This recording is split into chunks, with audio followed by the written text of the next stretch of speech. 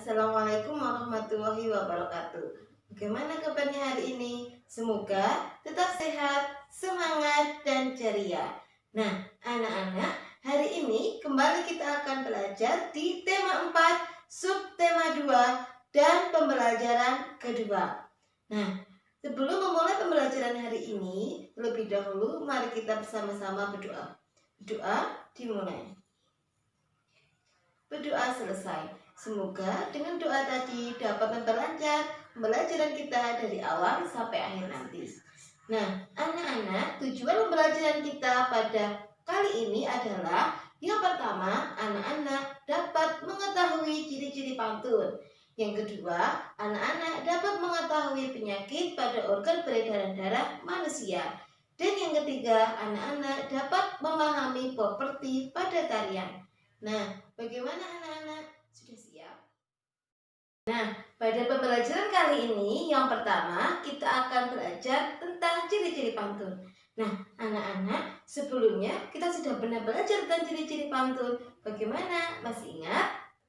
Nah, ciri-ciri pantun yang pertama adalah bersajak A, P, A, P. Nah, pada pantun, baris pertama dan kedua adalah sampiran. Dan baris ketiga dan keempat adalah isi. Yang ketiga, ciri dari pantun adalah pantun terdiri dari 8 sampai 12 suku kata. Nah, anak-anak, pantun ini merupakan sebuah karya yang digunakan untuk mengungkapkan perasaan. Anak-anak, setelah kita belajar tentang ciri-ciri pantun, kali ini kita akan belajar tentang penyakit pada organ peredaran darah manusia. Nah, darah anak-anak ini memiliki fungsi yang sangat penting pada tubuh manusia. Nah, di antaranya fungsi darah tersebut adalah yang pertama, mengedarkan oksigen ke seluruh tubuh manusia. Yang kedua, mengedarkan sari-sari makanan ke seluruh tubuh manusia. Yang ketiga, darah juga mempunyai fungsi untuk menjaga kestabilan suhu tubuh pada manusia. Selain itu, darah juga mempunyai fungsi untuk mengedarkan getah bening. Nah, setelah kita belajar tentang fungsi dari darah, kali ini kita akan belajar tentang penyakit pada organ peredaran darah pada manusia. Nah, penyakit yang pertama yaitu anemia. Nah, anemia ini biasa kita sebut dengan penyakit kekurangan darah. Nah, ciri-ciri dari penyakit anemia ini adalah kadar hemoglobin atau darah merah pada manusia sangat berkurang. Yang kedua ada hipotensi. Hipotensi ini biasa kita sebut dengan tekanan darah rendah. Nah, pada orang yang mempunyai penyakit hipotensi, dia akan mengalami pusing, lemas. Yang ketiga adalah hipertensi atau biasa kita sebut dengan tekanan darah tinggi. Nah, biasanya tekanan darah tinggi ini disebabkan karena adanya penumpukan kolesterol. Yang keempat yaitu ada penyakit leukemia. Nah, penyakit leukemia ini disebabkan karena darah putih yang terlalu banyak. Nah, akibatnya darah putih ini akan memakan sel-sel darah merah. Nah, anak-anak, penyakit leukemia ini biasa kita sebut dengan kanker darah.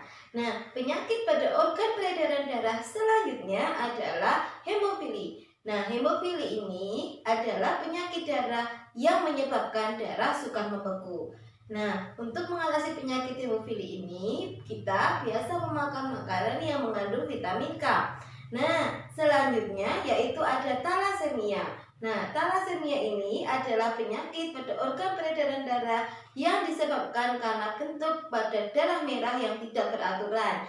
Nah, akibatnya daya serap darah terhadap oksigen dan karbon dioksida akan berkurang. Nah, anak-anak, untuk menjaga agar organ peredaran darah kita tetap terjaga kesehatannya, yang pertama yang harus kita lakukan adalah memakan makanan yang bergizi, yaitu makanan 4 sehat 5 sempurna. Tidak memakan makanan yang banyak mengandung lemak ataupun minyak. Yang kedua, kita bisa berolahraga secara teratur. Nah, salah satu olahraga atau kegiatan yang bisa memperlancar peredaran darah kita adalah dengan berjalan kaki. Nah, olahraga ini cukup murah dan mudah untuk dilakukan.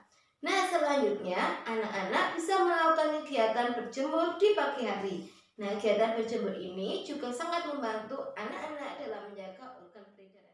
Nah, selain kegiatan-kegiatan tersebut, yang penting untuk dilakukan agar organ peredaran darah kita tetap terjaga kesehatannya adalah dengan tidur secara teratur. Ya, kegiatan tidur ini paling baik dilakukan dari jam 9 atau jam 10 malam sampai pagi hari. Di anak-anak tidak boleh melakukan kegiatan berkadang. Anak-anak, setelah kita belajar tentang penyakit pada organ peredaran darah manusia, kali ini kita akan melanjutkan belajar tentang properti pada tarian.